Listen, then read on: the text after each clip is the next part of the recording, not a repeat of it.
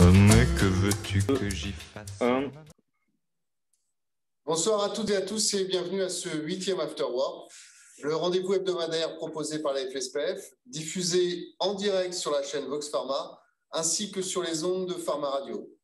Ce soir, direction la région Île-de-France, en compagnie de la tête de liste FSPF pour les URPS, Yorick Berger. Bonsoir Yorick.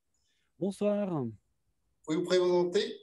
Oui, donc je suis Yorick Berger, je suis associé à Paris dans le 13e arrondissement depuis 2011 et je suis syndiqué de la FEDE depuis le début de mon installation.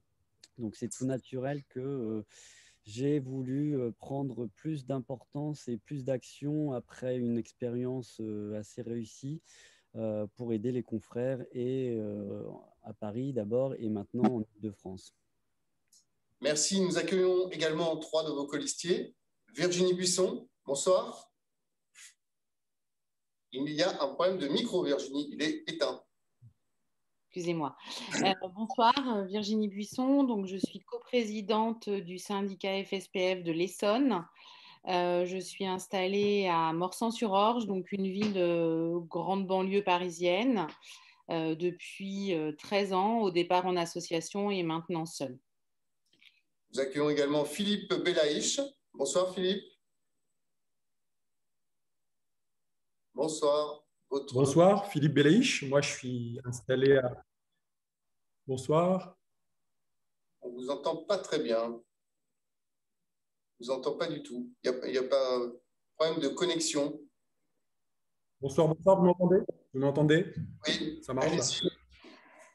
Bonsoir, donc Philippe Belaïch. Moi, je suis installé à Paris, dans le 4e arrondissement, donc c'est dans le cœur de Paris, depuis 5 ans, et puis je suis titulaire depuis 25 ans maintenant. Et donc, il y a des vraies problématiques à Paris, donc je vous exposerai ça tout à l'heure. Merci. Nous accueillons également Éric Mion. Bonsoir. Bonsoir, Éric Millon, pharmacien près de la Gare Saint-Lazare, très impliqué dans la défense de la profession depuis assez longtemps, secrétaire général de l'UNPF depuis 10 ans et très impliqué dans la défense aussi de la préparation. Voilà, écoutez, enchanté d'être là ce soir et j'espère qu'on va passer un bon moment ensemble à défendre et parler de la profession. Bienvenue avec nous également le président de l'UNPF, Christophe Le Gall. Bonsoir. Bonsoir, Christophe Le Gall, donc président de l'UNPF depuis le 1er janvier et président également d'un groupement de pharmaciens qui travaille en réseau au niveau d'un département pour mettre en avant le métier de pharmacien. Merci à tous les 5 d'avoir répondu présent ce soir. Avant de vous entendre, nous allons faire un tour d'horizon de l'actualité de ces derniers jours avec le président national de la FSPF, Philippe Besset. Bonsoir Philippe. Bonsoir. Bonsoir. Alors Philippe, un arrêté est paru il y a quelques jours au journal officiel inscrivant la sérialisation au titre des bonnes pratiques de dispensation des médicaments. Alors quelles sont les conséquences pour les pharmaciens? Les conséquences, c'est la mise en place d'une potentielle sanction supplémentaire en cas donc de non-respect des bonnes pratiques de dispensation sur la sérialisation. Ça, c'est véritablement quelque chose de regrettable. Hein. La FSPF s'était opposée à l'occasion de la concertation à la mise en place de cet arrêté, de cette modification des bonnes pratiques de dispensation. Il faut savoir que quand même là, on est en pleine crise épidémique. Ce qu'on attend, c'est les textes sur la vaccination. On va en parler tout à l'heure. Ce qu'on attend, c'est des choses qui mettent en œuvre la profession donc, et la santé publique. Et on n'attend pas vraiment un dispositif de sanction pour les pharmaciens dans cette période. Donc, c'est véritablement regrettable d'avoir mis en place ce texte. Sinon, ça ne change pas grand-chose en vrai, parce que la réalité, c'est que le texte européen sur la sérialisation, il impose à l'instance chargée de mettre en place cette mesure de fournir une solution aux pharmaciens de façon gratuite pour permettre la désactivation. Ce que doivent acquérir les pharmaciens, ce sont des scanners uniquement pour désactiver les boîtes. Et donc, au lieu de mettre en place un régime de sanctions, il ferait mieux de demander à France MVO de mettre en place cette solution dans les officines pour permettre de façon simple et sans frais de mettre en place la sérialisation. Sinon, ça revient un petit peu, c'est une obligation certes, mais ça revient un petit peu à ce qu'avait fait Marisol Touraine avec le tiers payant, c'est-à-dire en fait de dire aux médecins, voilà, maintenant le tiers payant pour vous c'est obligatoire, bon, et puis voilà, bon, c'est obligatoire, mais si on ne nous donne pas de solution, qu'est-ce que vous voulez qu'on fasse? Donc voilà, c'est obligatoire et c'est tout, ça continue. Il y a 230 pharmaciens seulement en France qui ont été équipés donc d'une solution, voilà, pour le faire. Ça fait moins de 1% du réseau. Super. Voilà, donc on attend cette solution-là. Si jamais il y a une solution qui nous est donnée, on le fera. Mais ce n'est pas aux pharmaciens d'aller chercher la solution. C'est à France MVO d'apporter une solution pour nous permettre de faire cette sérialisation. Par ailleurs, il y a quelque chose que je déplore véritablement dans cette aventure, c'est cet organisme donc, qui n'a pas mis en place la solution nous permettant de faire la sérialisation, qui se permet dans son instance européenne d'adresser une lettre à la communauté européenne, donc justement une lettre donc, à la Commission pour réclamer des sanctions financières contre la France. Cette instance qui est dirigée par l'industrie pharmaceutique, donc au lieu de s'acquitter de son obligation, eh bien, elle écrit à la Commission « Merci de mettre en place des sanctions contre la France ».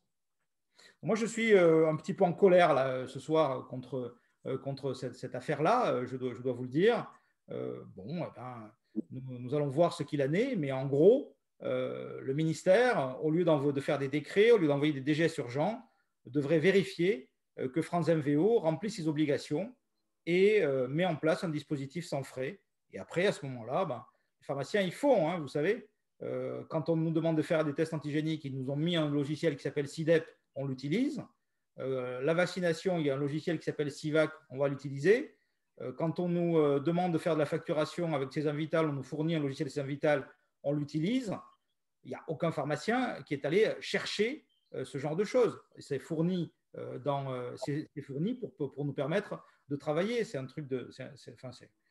bref. Cette obligation, elle commencerait quand? Elle commencera le 1er février 2019.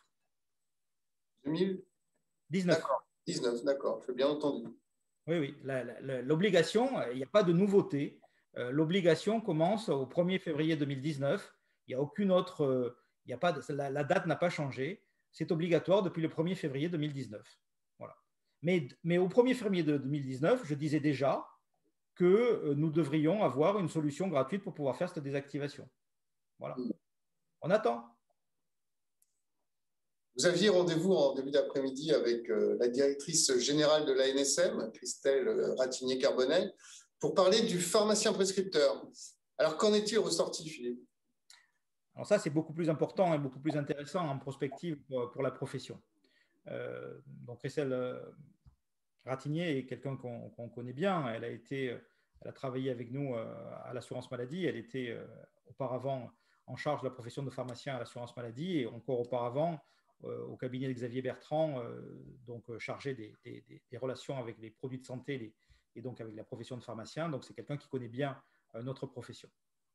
Donc, elle a décidé, elle m'a confirmé qu'allait être mis en place un comité d'interface entre l'Agence nationale de sécurité du médicament et la profession de pharmacien, donc les organisations représentatives issues des urnes et l'Ordre national des pharmaciens, pour permettre d'évoquer les sujets prospectifs. Il faut savoir que dans la loi ASAP, dont on a parlé il y a l'année dernière, il y a un texte qui confie à partir du mois de juin à la NSM le rôle de décider si un produit est listé ou non, rétrocédable ou non. Auparavant, l'agence devait donner un avis, la NSM devait donner un avis, et c'est le gouvernement qui décidait ensuite du sort du médicament, s'il était en liste 1, en liste 2, en PMF, devant le comptoir, en rétrocession hospitalière ou pas, quel était son statut. Donc, c'est désormais, à partir du mois de juin, l'Agence nationale du médicament qui va décider seule du sort des médicaments. Donc, c'est extrêmement important de savoir, avec, on va dire, l'impact qu'a eu la pharmacie d'officine dans cette crise épidémique, avec la modification du réseau, qu'est-ce que va faire le pharmacien dans les années à venir? Déjà, on a obtenu la prescription du vaccin pour donc ces vaccins Covid. Donc, nous réclamons et nous demandons à pouvoir prescrire et administrer l'ensemble des vaccins, des vaccins de l'adulte à partir de maintenant. Donc, ça veut dire, et c'est l'agence qui va décider ça, donc voir si le pharmacien pourra prescrire les vaccins. Et au-delà de ça, nous avons à traiter du pharmacien correspondant, des pharmaciens des protocoles, nous avons à traiter de délistage de produits, nous avons à traiter de dispensation d'arbres décisionnels, nous allons à remettre en musique une dispensation du médicament auprès des patients qui se fasse de façon sécurisée par un professionnel de santé pharmacien, mais dans certains cas, que ce circuit soit simplifié et que le pharmacien puisse être la première porte d'entrée du parcours de soins dans le cadre du médicament. Donc ça, c'est véritablement un chantier majeur qui s'ouvre devant nous. Alors, bien sûr, avec l'agence, on va définir le statut des médicaments et en fonction du statut, on verra quel pourra être l'impact des pharmaciens. Par exemple, on pense à la phosphomycine, pour citer un exemple, hein, pour avoir une dispensation sous protocole, dans certains cas, comment. Voilà. Donc, c'est de ça dont il était question avec Christelle Ratignier. Et donc, elle est très partante pour engager ces travaux qui doivent retoiletter. Donc, on va faire donc, des comparaisons internationales aussi pour voir comment ça se passe à l'étranger. En fait, on est sorti de l'épisode des médicaments en grande surface, vous savez, où c'était c'était vraiment la mode d'il y a quelques années. Hein, voilà. Maintenant, on a compris que le médicament devait être sécurisé, qu'il avait besoin d'avoir un environnement et un professionnel qui accompagne le médicament. Ce professionnel, en premier lieu, c'est le pharmacien. Bien sûr, pas dans tous les cas. Dans tous les cas, le patient doit, dans la majorité des cas d'ailleurs, le patient doit avoir un médecin. Et donc, tout ça, ça doit se regarder, ça doit être réévalué.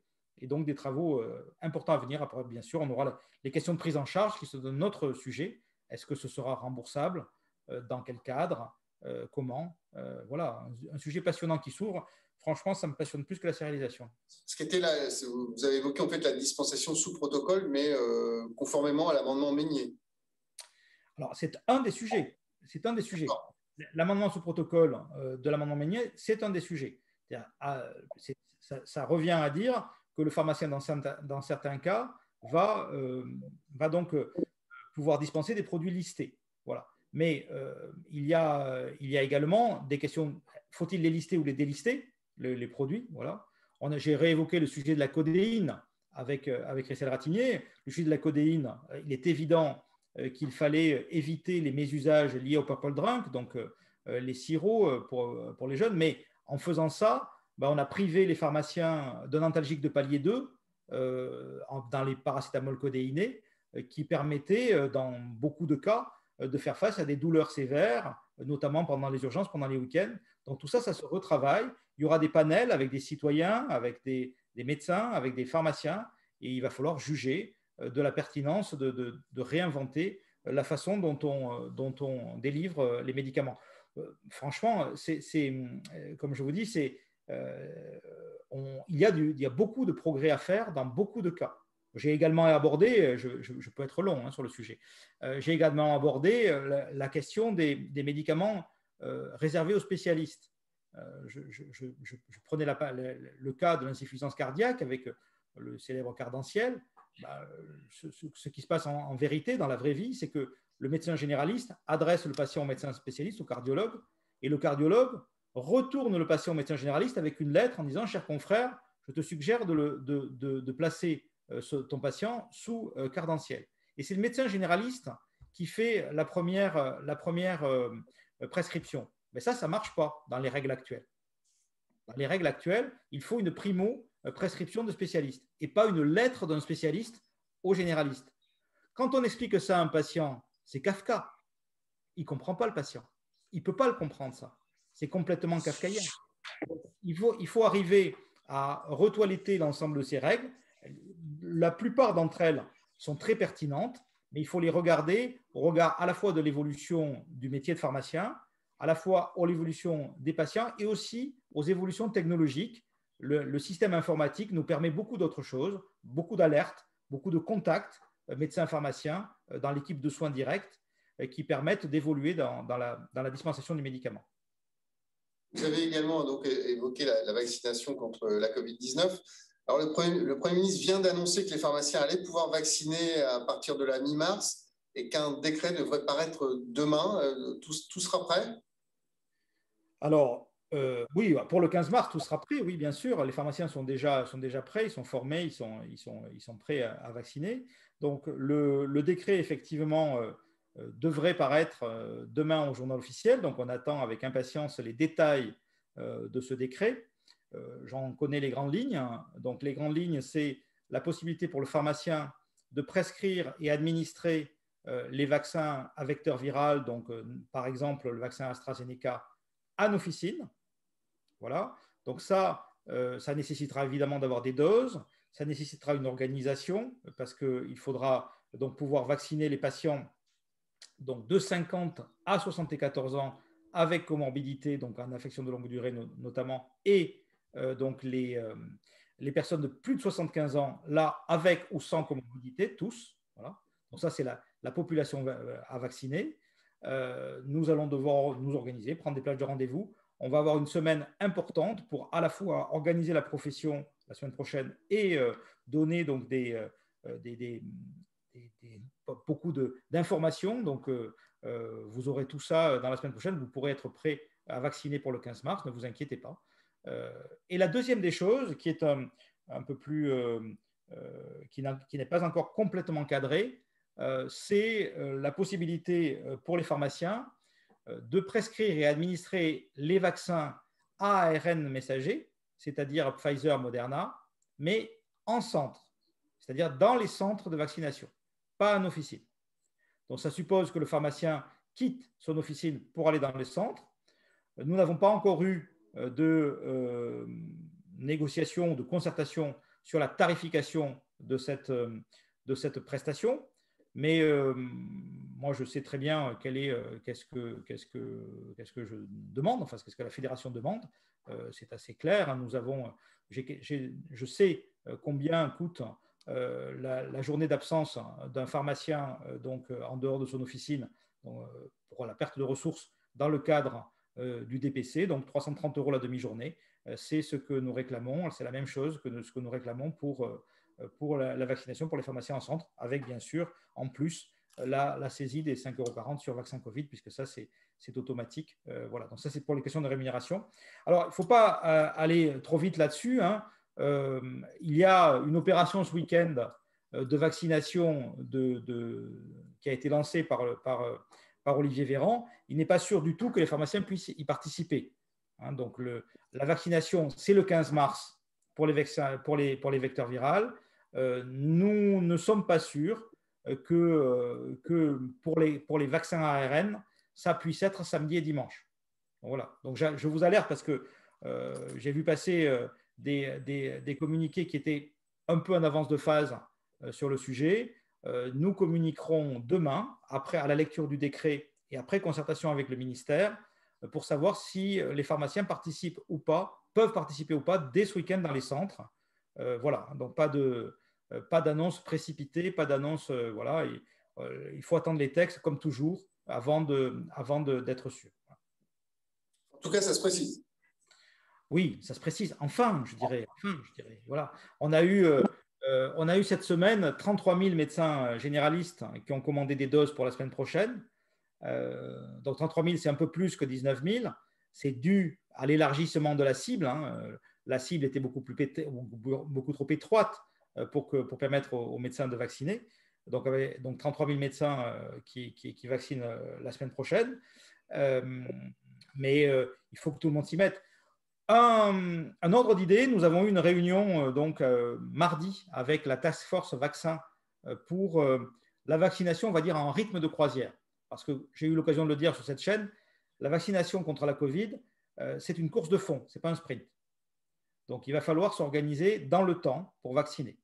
Et nous avons dit qu'en moyenne, une pharmacie, dans le temps, dans la durée, pouvait vacciner 10 personnes par jour une pharmacie moyenne. Voilà. Donc évidemment, suivant les tailles de pharmacie, ça évoluera. Mais en moyenne, c'est 10 un flacon par jour. Et donc, ça correspond à 1 million de doses par semaine.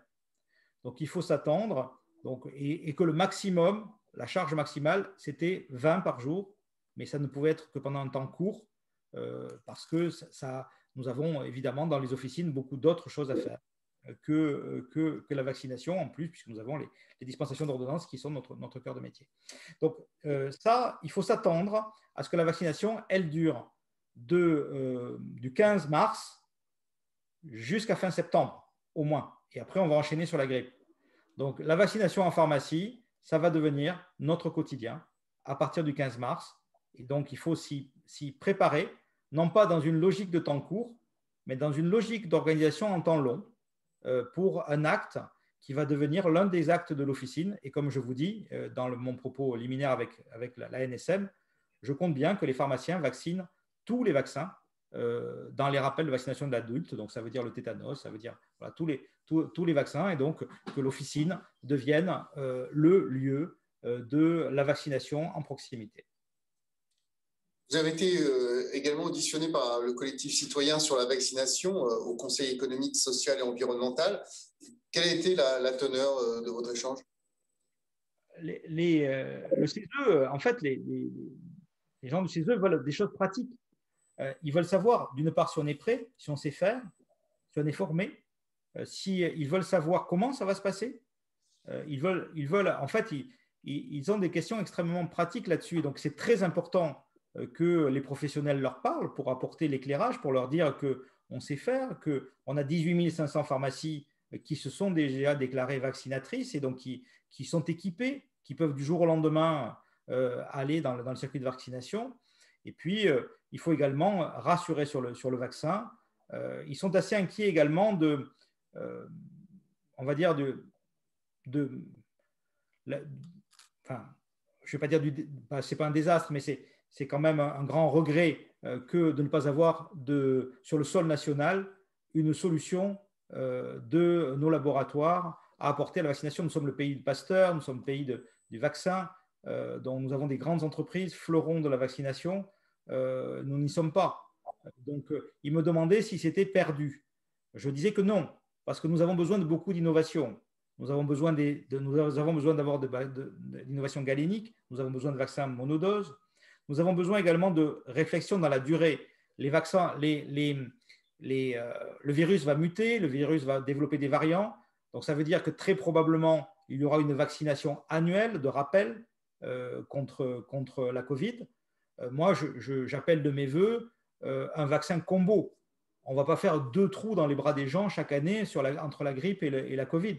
Donc, il y a, du point de vue scientifique, du point de vue de l'industrie pharmaceutique, de très beaux challenges à relever pour améliorer ce qui a été mis sur le départ. Bon, on n'a pas gagné on va dire le démarrage, mais on peut très bien avoir de meilleurs vaccins ou de meilleurs types de vaccins sur plein de plans qui nous permettront de relever un peu la tête, parce que j'avoue évidemment que c'est un peu dommage, moi aussi, de ne pas avoir de solution française. Merci Philippe. Alors, la région Île-de-France qui nous accueille ce soir se caractérise notamment par la présence de membres de l'UNPF sur la liste FSPF, comme Philippe Belaïch et Eric Mion, que nous entendrons tout à l'heure. Alors Christophe Le Gall, vous êtes le président de l'UNPF. Est-ce que vous pouvez d'abord nous présenter le syndicat UNPF?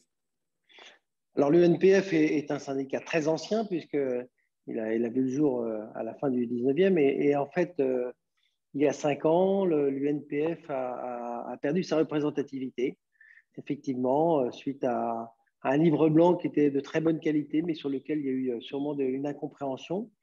D'ailleurs, j'en profite pour remercier Philippe et la Fédé d'avoir mené le combat avec l'UNPF à cette époque de la vaccination qu'on a gagné ensemble et qui aujourd'hui fait que l'avenir de la pharmacie est un avenir qui est un navire très professionnel et qui nous permettra demain de bâtir l'économie de nos officines également. Donc, bravo à ceux qui ont travaillé pour la vaccination il y a maintenant plus de 5 ans pour l'obtenir il y a 2 ou 3 ans. Oui, l'UNPF renaît aujourd'hui de ses cendres. Nous avons un nouveau bureau. Nous avons également de nouveaux projets qu'on développera ensemble. Et on est surtout très heureux aujourd'hui de s'associer à la fédération pour mener des combats locaux, comme à Paris. Alors justement, en quoi consiste ce partenariat avec la FSPF pour les élections aux URPS? Nous avions pour l'URPS une réflexion de se dire comment participer à une élection pour laquelle on n'avait pas forcément toutes les armes vives. La fédération nous a ouvert les portes pour participer au niveau local et organiser l'élection de membres de l'UNPF. Et donc aujourd'hui, nous sommes contents de pouvoir participer avec la Fédé à cette élection qui doit nous permettre de réunir les pharmaciens de toute taille aujourd'hui dans les régions à travers tous les combats qu'on a menés et que Philippe vient de décrire, qui sont des combats importants pour notre avenir. Alors justement, en quoi l'unité de la profession est-elle une chose importante selon vous? On l'a vu depuis un an avec la pandémie. On a eu beaucoup de sujets avec lesquels il fallait discuter avec les ministères, montrer notre capacité à nous mobiliser. Et si on avait montré une désunion, et si on montre demain une désunion, on ne sera pas capable de mener à bien tous ces défis qui font la légitimité de notre métier et qui devraient nous repositionner comme des acteurs de santé comme on l'a toujours été et pour lesquels on était un petit peu moins valorisé depuis des années. D'ailleurs, le livre blanc aujourd'hui qu'on a défendu il y a quelques années mettait en exergue tous ces métiers, toutes ces professions qu'on pouvait faire aujourd'hui, être des centres de santé de proximité, sans rendez-vous, avec une vraie légitimité et un maillage qui doit nous permettre de réussir demain de grandes choses. En quoi la défense des trois piliers de l'officine, que sont le monopole, le maillage territorial et puis la réserve du capital aux seuls pharmaciens, vous semble-t-elle essentielle? En fait, c'est essentiel parce que ça nous permet aussi de revenir sur un événement qui a eu lieu il y a 5 ans où effectivement l'UNPF a défendu l'ouverture de capital parce qu'on était tous fragilisés à l'époque, on avait peur de perdre le monopole et on avait besoin de moyens pour rouvrir nos pharmacies et mettre des pharmacies à la hauteur des défis qu'on avait et des adversaires qu'on avait avec cette perte de monopole. Je pense que tout le travail qui est accompli aujourd'hui nous permet d'avoir un avenir beaucoup plus serein et nous permet d'avoir un avenir beaucoup plus professionnel et à travers duquel nous allons nous engager. Donc aujourd'hui, l'ouverture de capital n'est pas un sujet. Par contre, le maillage et la grande force de notre métier et garder ce monopole nous permettra demain de continuer à servir nos patients et servir la santé en France. D'accord. Donc, sur l'ouverture du capital, aujourd'hui, la position a complètement changé de l'UNPF. La situation a changé, donc notre position a changé, effectivement. Il y avait la peur de perte de monopole à l'époque qui nécessitait de trouver des solutions et peut-être des solutions qui n'étaient pas les bonnes à ce moment-là, mais qui aujourd'hui ne sont surtout pas celles que l'on envisage, nous, au sein de l'UNPF, où nous voulons consolider les réseaux, et comme on le fait dans certaines régions, consolider les réseaux, et c'est ce qu'on aimerait sur Paris, pouvoir aider les pharmacies, et je pense que c'est des sujets qui seront abordés un petit peu plus tard par Éric Mion, un des membres de notre bureau. Très bien. Eh ben, merci Christophe Le Gall. Philippe Besset, est-ce que vous voulez compléter sur ce partenariat avec l'UNPF? Le partenariat avec l'UNPF, il est historique, il est ancien. J'ai des documents où il y avait même une union fédérale. Donc, ça date c'était dans les années 45-50. Hein. C'était dans l'après-guerre. Mais voilà. Je crois que j'ai lu ça dans le Pharmacien de France. Oui, exactement. Dans un Pharmacien de France de 1949. Donc ça, c'est… Je n'étais pas né, Philippe. Non, moi non plus. Nous n'étions pas nés. Mais pourtant nos prédécesseurs avaient trouvé ce moyen. De tout temps, c'est normal qu'il y ait plusieurs organisations professionnelles. Nous n'avons pas les mêmes idées. Mais nous devons pouvoir travailler ensemble, essentiellement vis-à-vis de l'extérieur, voilà, et essayer d'avoir les combats. Ensuite, on respecte la majorité, c'est ce que nous réclamons. Et nous, quand on est majoritaire, on doit respecter également les autres. C'est un peu l'esprit de l'unité, tout ça. C'est-à-dire, c'est l'esprit de la démocratie, l'esprit de l'unité. On se respecte et on essaie d'avancer ensemble, de trouver le maximum de points communs dans les temps à venir. Et je dois dire que, vous le savez, hein, je trouve très dommage d'assister à la division. Donc, bon, c'est comme ça. Mais il y a des moyens, probablement, d'y remédier. et il faut encore que tout le monde soit de bonne volonté. Et là, j'ai trouvé une équipe de l'UNPF qui est de bonne volonté. Et donc, voilà, ça se passe bien. Je ne dis pas qu'on sera d'accord sur tout, hein. Évidemment qu'on ne sera pas d'accord sur tout. Mais en tout cas, on a les moyens et la confiance pour se parler et pour se le dire en face quand on n'est pas d'accord. Donc là, j'ai dit à mon assemblée générale, hein, que la FSPF, sur les piliers, avait une position adamantine. C'est-à-dire que c'est une position qui véritablement ne changera jamais. Donc elle est gravée dans le marbre. C'est sur cette base-là, qui est donc en roc, comme diamant, que nous bâtissons l'avenir de la profession. Mais l'avenir de la profession, effectivement, et là, Christophe l'a dit, et c'est important, quand on n'ouvre pas de perspective, on a tendance parfois à être rattrapé par d'autres, et donc à pouvoir éventuellement se perdre.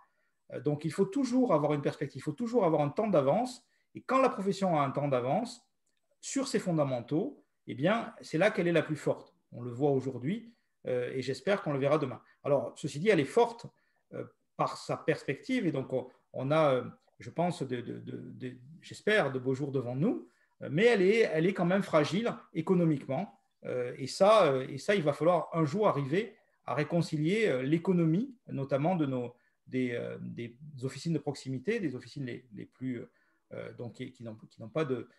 voilà, des officines de proximité qui s'investissent dans la santé publique. Il faut arriver à réconcilier l'économie avec la perspective métier. Voilà, c'est l'objectif. Vous parliez justement des piliers de l'officine, et une majorité de pharmaciens se sont prononcés pour la préservation du monopole, du maillage et de la propriété des officines aux seuls pharmaciens lors de la grande consultation nationale que vous avez lancée. Alors, Yorick Berger, quels sont les principaux enseignements de la grande consultation dans votre région? Alors d'abord, j'aimerais féliciter le national. On ne le félicite pas toujours, donc c'est bien quand même de dire les bonnes choses, parce que d'avoir fait cette grande consultation, parce qu'on se rend compte que si notre ministre de la Santé avait interrogé les médecins sur s'ils étaient prêts à vacciner ou pas contre la Covid, on n'en serait pas là aujourd'hui. Alors, cette consultation, évidemment, elle nous a apporté, moi je l'ai regardé plus sur le prisme de l'Île-de-France, Oui. l'Île-de-France qui est assez complexe, hein, parce qu'on est en pleine crise de pandémie. On a des pharmacies comme des secteurs sur lesquels Virginie exerce qui vont plutôt bien, on va dire grande couronne, mais on a aussi des secteurs comme un Paris intramuros où c'est la dégringolade. Et qu'on se soit une officine de grosse taille ou des officines de proximité. Donc là, il y a réellement une problématique. Mais si on en revient à ces grandes consultations, moi, ce que j'ai pu observer, on a forcément les classiques revendications qui sont légitimes, hein, c'est-à-dire, et qui seront d'ailleurs traitées par le national, donc je ne vais pas m'y attarder, mais c'est évidemment d'arrêter les baisses de prix et d'augmenter les marges. Ça, on l'a évoqué il y a 2 secondes, c'est le nerf de la guerre. Il faut réconcilier l'économie et la qualité de service. Maintenant, j'ai noté des réponses qui m'ont interpellé, notamment si l'Agence régionale de santé avait été utile dans cette crise aux pharmaciens. Ils sont 70% à répondre non. Donc clairement, l'URPS n'a pas non plus joué son rôle. Le rôle de l'URPS, il est de stimuler l'ARS et de trouver ensemble des solutions. Donc là, clairement, les pharmaciens sont déçus de cette initiative. Et certains, d'ailleurs, ne savent même pas quel est le rôle de l'URPS ou à quoi sert réellement l'ARS. Donc, il y a un travail à faire là-dessus.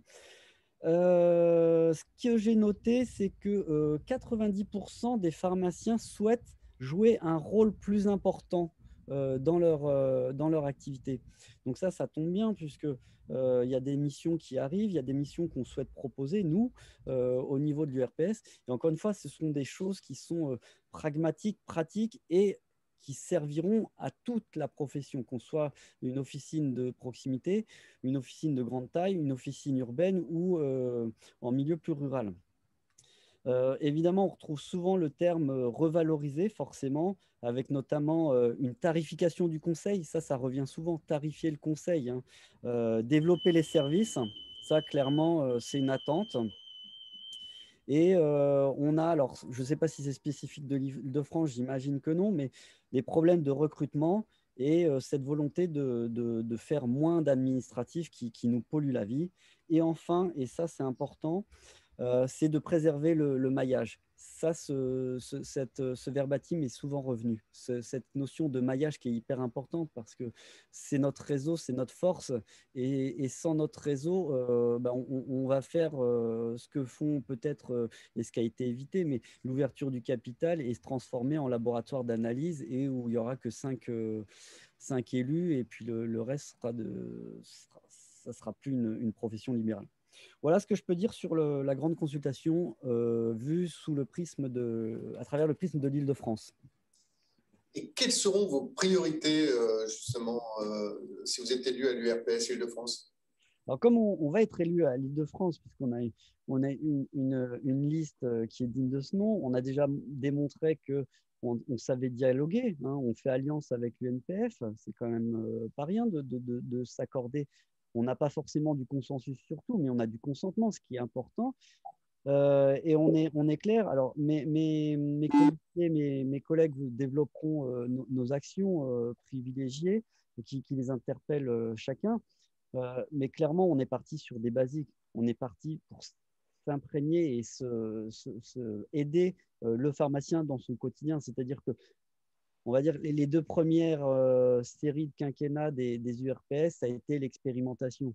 On n'en est plus vraiment là maintenant. On en est pour soutenir les pharmaciens au quotidien, aider les pharmaciens à recruter, aider aussi à faire monter les préparateurs pour qu'ils puissent nous accompagner. On en a parlé, ils étaient là pour nous aider, ils sont encore là pour les tests antigéniques. On veut qu'ils vaccinent les préparateurs. Enfin, tout ça va contribuer à ce que l'officine puisse travailler concrètement avec aussi les autres professionnels de santé. On va aller les voir. Moi, si je parle de mon cas personnel, et c'est pour ça que je me suis investi dans les URPS, c'est que j'ai participé à créer la première CPTS à Paris. Je l'ai fait pas malgré moi, mais ça s'est fait de façon simple, c'est qu'il n'y avait plus de médecins en bas de chez nous. On est à Paris, 20 000 habitants et un seul médecin et il partait à la retraite. Mais ça m'a pris 6 ans pour avoir une maison de santé en bas de chez moi. Heureusement que j'étais en association, sinon je n'aurais jamais pu le faire. Donc moi, mon exercice, il est là. Il est d'aider l'installation de professionnels de santé à proximité des pharmacies pour que les pharmacies puissent continuer à avoir un exercice normal. C'est clairement du concret, quoi. Merci Philippe. Je vais passer la parole maintenant à Philippe Belaïch. Vous allez nous parler revalorisation et nouvelle mission de santé publique, ce qui est un des points de votre programme. Vous avez votre micro de coupé. Voilà. Oui, effectivement, revaloriser. J'aimerais vous faire un petit état des lieux du paysage officinal en Île-de-France, que je connais bien, en particulier Paris. C'est vrai que, comme l'a dit Yorick tout à l'heure, Paris a beaucoup souffert de cette crise. Déjà, c'était une région un peu sinistrée. Paris intramuros, c'est déjà une zone difficile. Et donc, tous mes confrères me le disent. Je suis en plus président d'un groupement de pharmacie principalement basé en Île-de-France, le groupement IFARM. Et donc, déjà, on a des charges d'exploitation à Paris qui sont très, très lourdes. Notamment, déjà, les loyers sont très lourds à Paris, mais aussi une masse salariale qui est très élevée. On a des horaires d'ouverture, bien sûr, très larges à Paris. Et la pénurie de pharmaciens et de préparateurs en Île-de-France se fait marquer. Il y a des salaires qui explosent en Île-de-France. Donc, bien sûr qu'il faut aller former plus de pharmaciens ou encourager les pharmaciens à choisir la filière officine, former plus de préparateurs, ça c'est sûr. Mais on souffre également à Paris d'une population résidente qui fuit Paris parce que les loyers sont très chers, la vie est chère à Paris. Donc, nous avons besoin urgent de revaloriser la rémunération liée aux prescriptions. C'est ce que fait Philippe Bessé, bien sûr, dans son programme national. Hein, c'est au cœur du programme de la FED pour les URPS. Mais surtout, je pense qu'il faudra, pour Paris intramuros et Île-de-France, trouver de nouvelles missions, des relais de croissance par les nouvelles missions. Et grâce à cette crise, entre guillemets, vous le savez tous, on l'a tous bien noté, les pharmaciens sont revenus au cœur du système de santé. Donc, c'est très bien pour la profession, effectivement. Mais nous réclamerons plus de missions de santé publique, comme les TROD angines, sérologiques, nasopharyngées. Et puis, la vaccination, c'est une belle réussite. Là, on est parti, comme l'a dit Philippe tout à l'heure, eh ben, si c'est 6 à 8 mois de vaccination anti-Covid, eh ben, c'est une belle opportunité pour le pharmacien et on est redevenu incontournable et c'est une bonne chose. Et notamment à Paris, on a pris à cœur ces nouvelles missions. Je pense que tout le monde a vacciné, tout le monde a fait des tests antigéniques. On a vu pousser dans tous les quartiers de Paris des barnums pour faire des tests antigéniques. Ça a amené un peu de souffle à un Paris qui était sinistré et qui a beaucoup souffert de cette crise. Voilà pour le côté revalorisé. On est tous d'accord avec ça. Mais aussi, ce qui était important, c'est qu'on a noté que les nouvelles missions du pharmacien, elles étaient payées à l'acte. Et ça, c'était très fort. Ça, c'était une vraie révolution parce qu'entre les entretiens pharmaceutiques et les dossiers médicaux partagés, où c'est vraiment des usines à gaz, hein, pour se faire rembourser, c'était plus possible. Donc, on sera payé à l'acte et ça, c'est bien plus simple. Un autre sujet qui me tient à cœur, moi, c'était pour un sujet assez parisien. Le danger est à Paris lorsqu'il faut qu'on protège nos officines parisiennes. Et j'aimerais qu'un de mes principaux combats, ça sera d'aller voir l'ARS et de redemander à l'ARS de stopper les transferts anarchiques qu'on peut voir arriver sur Paris, des transferts, voilà, on recrée, il faudrait redemander des distances de sécurité entre chacune de nos officines pour éviter qu'à tout moment, une pharmacie puisse se monter devant nous. Et notamment, bien sûr, je fais appel, je parle bien sûr des fonds de pension qui sont les seuls capables de racheter des petites officines de pauvres pharmaciens qui veulent partir légitimement à la retraite, qui veulent valoriser leur fonds de commerce. Et les fonds de pension sont les seuls à pouvoir prendre d'énormes locaux très chers et pouvoir transférer des petites officines et mettre à mal tout notre réseau. Donc voilà, moi, je veux monter au créneau grâce aux URPS si on est élu pour aller défendre des distances de sécurité entre deux officines et pour empêcher ces fonds de pension de mettre la main sur le réseau officinal français. Voilà, ça c'est un de mes combats qui me tient à cœur. Merci Philippe. Alors, Éric Millon, qu'est-ce que vous entendez par simplifier dans votre programme régional?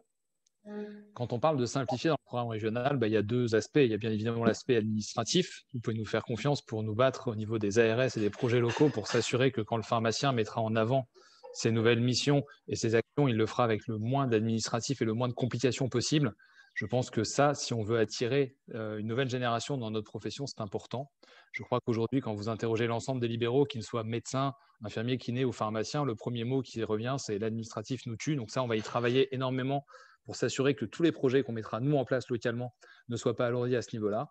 Et puis, c'est aussi préparer l'avenir. Préparer l'avenir, on l'a vu, Philippe l'a dit, on a du mal à trouver une formation suffisamment de pharmaciens, suffisamment de préparateurs formés, compétents.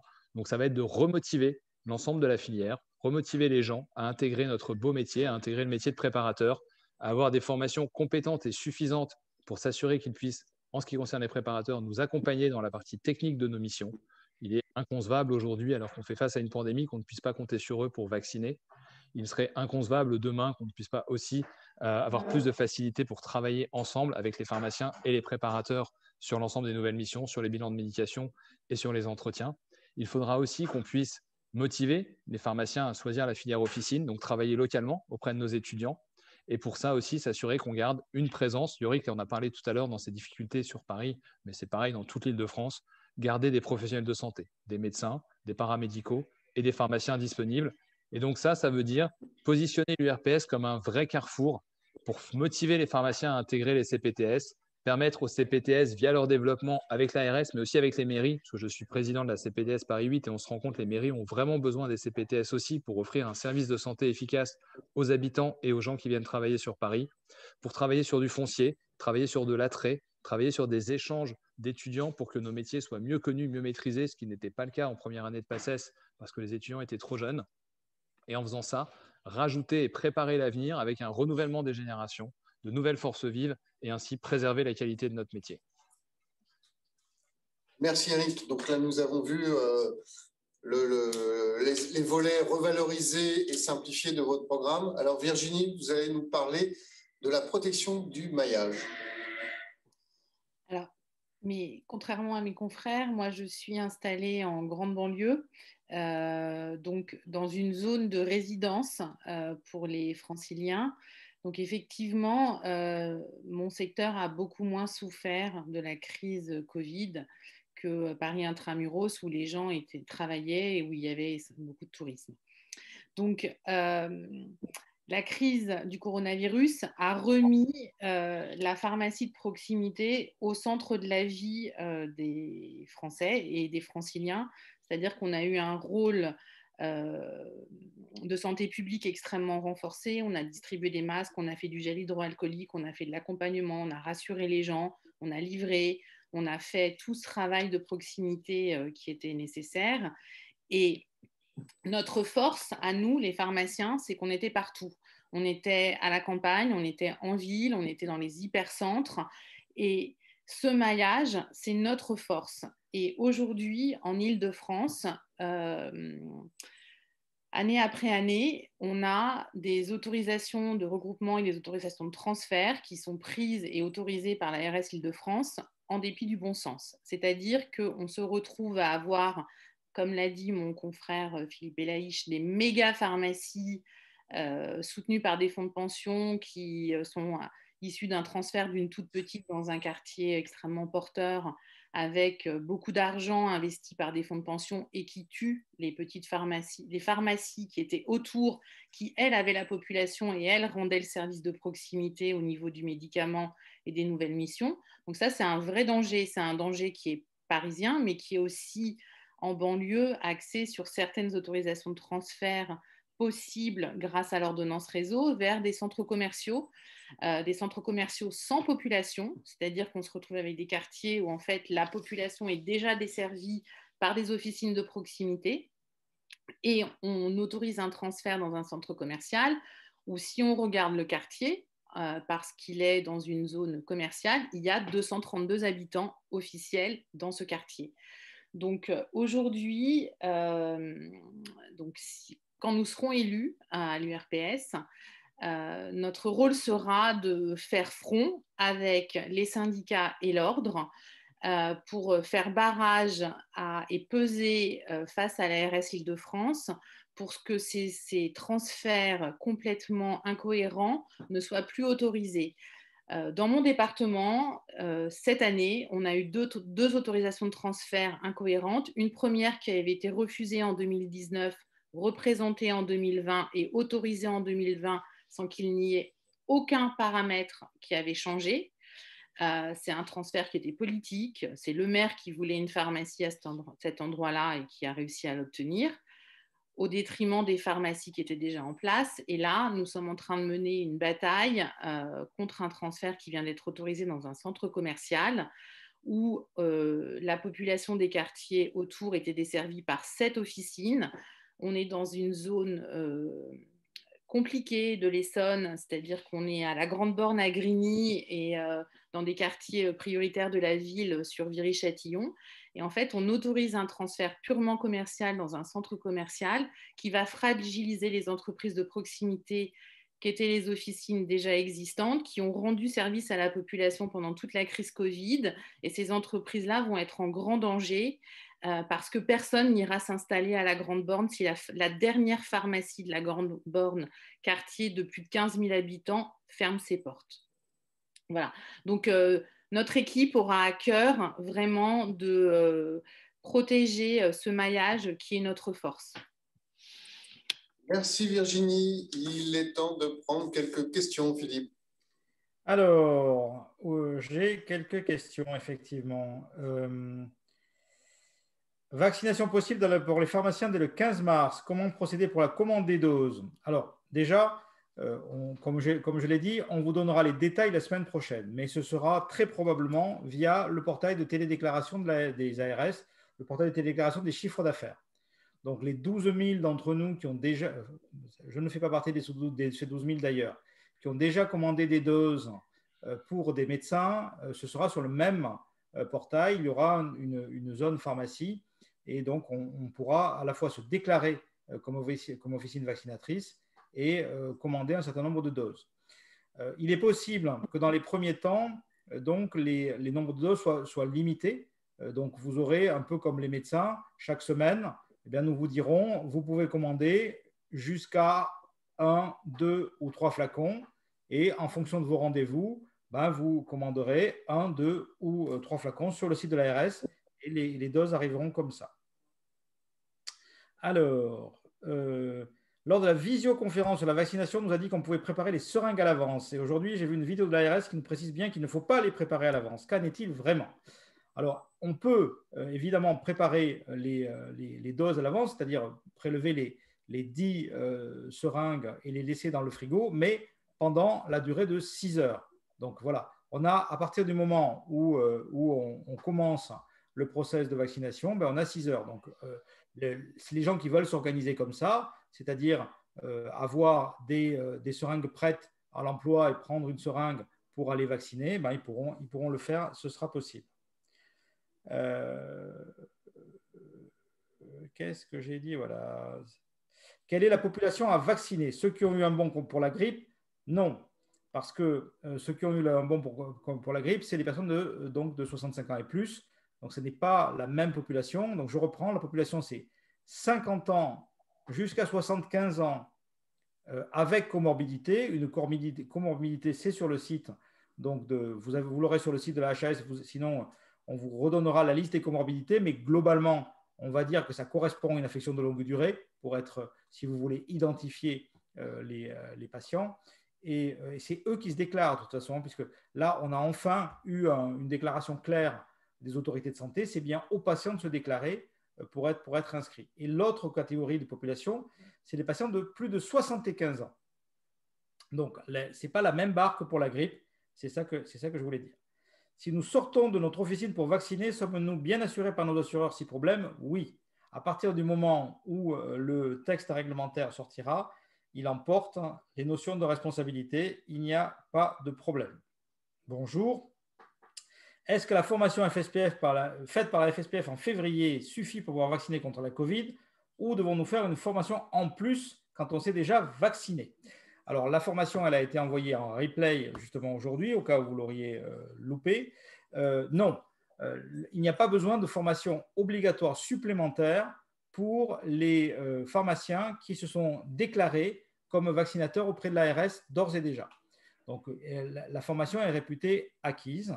Néanmoins, la formation que nous avons envoyée est utile parce qu'elle émet des règles, elle remet un rappel à la fois sur la maladie, la Covid, sur la structure de vaccin AstraZeneca et pas mal de choses pratiques sur la vaccination. Donc, les formations, c'est toujours utile d'avoir une piqûre de rappel. Notez qu'il me reste un peu d'humour à 20 heures après une journée de boulot, mais sinon, ce n'est pas obligatoire. Vous pouvez donc faire ça sans problème. Christophe, je suis à vous. On peut encore en prendre quelques-unes.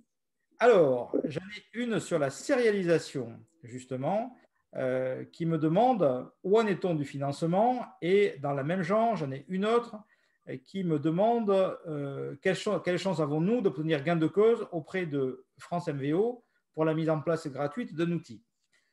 Je dirais qu'on a le temps. On n'est pas pressé de mettre en place la sérialisation, c'est quand ils veulent vraiment.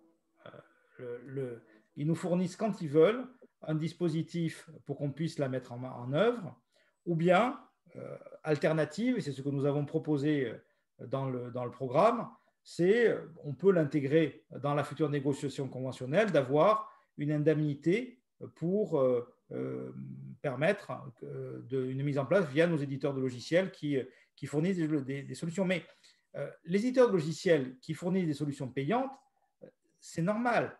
Ils ont un travail à faire sur un dispositif qui ne leur est pas demandé. Hein, ils n'ont pas, eux, d'obligation réglementaire. L'obligation réglementaire, elle est aux pharmaciens. Nous avons l'obligation de désactiver les boîtes et elle est à l'opérateur qui doit fournir le système pour que les pharmaciens puissent désactiver les boîtes. Voilà les deux personnes qui ont une obligation. L'opérateur et ensuite le pharmacien. Le pharmacien, il voudrait bien. Moi, en vrai, je voudrais bien pouvoir désactiver mes boîtes, mais je ne peux pas. Je n'ai pas de solution. Je n'ai pas de solution qui me sont proposées. Voilà. Donc, les éditeurs de logiciels fournissent des solutions payantes. Voilà. Donc, ça peut être une solution reprise par le gouvernement ou par France MVO. Ils pourraient prendre en charge, s'ils le souhaitent, les softs des pharmaciens et auquel cas, ils ordonnent à tous les softs d'ouvrir la solution à tous les pharmaciens et c'est fini. Et demain matin, on passe de 1% à 99%. C'est un truc basique. Hein. Donc, le principe, c'est fournissez-nous la solution comme c'est votre obligation et nous, on fera notre obligation de désactivation sans aucun problème. Et surtout, on a le temps. Hein. C'est obligatoire depuis le 1er janvier 2019. Si vous voulez, on en reparle l'an prochain ou dans 2 ans. C'est quand vous voulez, vraiment. Est-ce que vous pouvez nous dire le nombre de pharmacies aujourd'hui qui sont équipées pour se réaliser? Alors, je peux vous le dire parce que j'ai lu le DGS urgent qui est paru hier, et il semble qu'il y ait 231 officines qui ont obtenu, qui ont eu la chance d'obtenir une solution leur permettant de désactiver, 230 sur 21 000. Voilà. Donc, si on est tous traînés devant l'ordre pour manquement aux bonnes pratiques, ça va être embêtant, surtout que nous allons être jugés par des confrères ordinaux qui eux-mêmes n'ont pas mis en place les bonnes pratiques, puisqu'ils n'ont pas mis en place la sérialisation par définition, puisqu'ils sont plus que 230. Voilà. Parce qu'aujourd'hui, ça engage la responsabilité en fait, des pharmaciens, le fait que ce soit dans les bonnes pratiques. Oui, c'est ça le problème. C'est qu'en fait, nous sommes tenus d'appliquer les bonnes pratiques de dispensation. C'est d'ailleurs très bien. Enfin, moi, j'ai bien sûr, je suis très favorable à la qualité de la dispensation, très favorable à la démarche qualité, très favorable à ce que nous allions de plus en plus loin dans la démarche qualité. Je pense d'ailleurs, et dans le programme, on en a parlé, que nous pourrions aller jusqu'à la traçabilité de la dispensation dans le dossier du patient de nos logiciels, mais ça a un coût. Et donc, moi, j'espère bien le monnayer. Tout ça, c'est possible, mais il faut que ce soit compatible avec l'économie du réseau, acceptable pour tout le monde. Et donc, ça doit être vu dans une politique d'ensemble. Donc, l'amélioration de la qualité, elle doit se faire pour tout le monde, par tout le monde, possible par tous. Donc, ça suppose des financements. Voilà. Donc, moi, je suis favorable à ça. Et donc, on a lancé, donc on participe activement à la démarche qualité, d'ailleurs, avec beaucoup de nos confrères des groupements, des confrères de l'ordre, avec les maîtres de stage, avec moi, bien sûr. Et ça, c'est vraiment très, très bien. Et donc, la traçabilité, c'est une façon de sortir par le haut de ce dispositif, parce qu'on pourrait faire la désactivation en même temps. Mais ça demande un investissement et ça demande donc un accompagnement. J'espère qu'on l'aura dans une négociation conventionnelle qui mettrait en valeur donc, cette qualité de la dispensation. C'est-à-dire qu'on valorise dans le cadre conventionnel cet acte. Oui, oui. C'est une solution. Il y a plusieurs solutions. Soit on valorise, soit le France MVO nous fournit une solution pour désactiver, voilà, et on fait la désactivation point. Soit on l'inclut dans un package global qui permet une dispensation de meilleure qualité, incluant la traçabilité, et là, on le finance au travers d'une enveloppe conventionnelle, et là, on pourra s'engager, bien sûr, parce qu'on sera rémunéré pour ça, et donc pour pouvoir mettre en place le dispositif. Et donc, ça reviendra à une... Pour moi, c'est mieux. Pour moi, franchement, ce serait mieux. Mais sinon, on peut avoir la solution que je viens de rappeler. Ils nous fournissent un logiciel et on pourra éventuellement faire. Après, vous pouvez prendre une petite question si vous me promettez de répondre rapidement. Une question que je réponds rapidement aux propres questions qui sont ici. Alors, il faut que vous savez que c'est compliqué parce qu'il faut que voilà. Pourra-t-on faire la vaccination Covid-19 avec un médecin dans un centre de vaccination rural? Waouh! Voilà, je regrette déjà d'avoir la question. Donc, je vais sortir mon joker parce que j'ai un joker qui est assez simple. C'est que je n'ai pas le décret forcément qui va préciser pas mal de choses et notamment les vaccinations en centre qui sont très piégeuses parce qu'il y a beaucoup de cas. Et donc, je vais prudemment attendre de lire le décret. Je promets de répondre à la question après lecture du décret. Dans le décret également sera indiquer si les étudiants en pharmacie vont pouvoir nous aider à vacciner ou pas, et à partir de quand. Et donc ça, c'est aussi quelque chose d'important. Et ça, je ne le saurai que demain.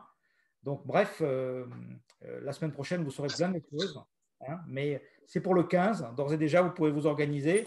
On sait qu'on va avoir un décret, que c'est autorisé et que c'est le 15. Pas mal déjà pour aujourd'hui. Après, à chaque jour suffit sa peine. Merci Philippe, il est temps de conclure. Donc la conclusion, Yorick Berger. Tout d'abord, merci pour cette invitation. Moi, je garde vraiment les éléments positifs de Christophe Le Gall avec un avenir serein. J'aime bien cette notion de Philippe hein, sur la qualité. Et ça, vous m'avez posé la question. Une des priorités de notre programme aussi, c'est la formation et la qualité. Vous le savez, en 2024, c'est les JO. Donc, on espère qu'ils auront lieu, ceux-là. Ils se passeront à Paris. L'Île-de-France sera le centre du monde. Et pour ce faire, nous souhaitons être référents, c'est-à-dire que les pharmacies soient reconnues comme soins de première urgence. Nous travaillons avec les transmetteurs pour former toutes les officines, parce que pour accueillir les gens, il faut de la qualité. Après, ça se monnaiera. Mais en amont, il faut être qualifié, certifié. Ça sera évidemment autofinancé. C'est un programme qui sera mis, et c'est une des priorités de notre région, de former aux gestes de premier recours, de premier secours. Et on a un parrain qui est pas si mal, c'est Xavier Emmanueli, qui est, vous savez tous, on ne le présente plus, le cofondateur de Médecins. Non, vous ne savez pas. Non, il a fondé le SAMU social et il était aussi dans Médecins sans frontières. Donc, c'est quand même un parrain de qualité et qui sait de quoi il parle quand on parle de terrain. Voilà. Merci à tous. Et puis surtout, allez voter. Merci Yorick Berger, merci Virginie Buisson, Philippe Belaïch, Éric Mion, Christophe Le Gall et Philippe Esseb. Merci à toutes et à tous d'avoir participé à cet Afterwork. La semaine prochaine, toujours à 19h, nous serons en direct avec les candidats d'une autre région. En attendant, je vous souhaite une bonne soirée à toutes et à tous.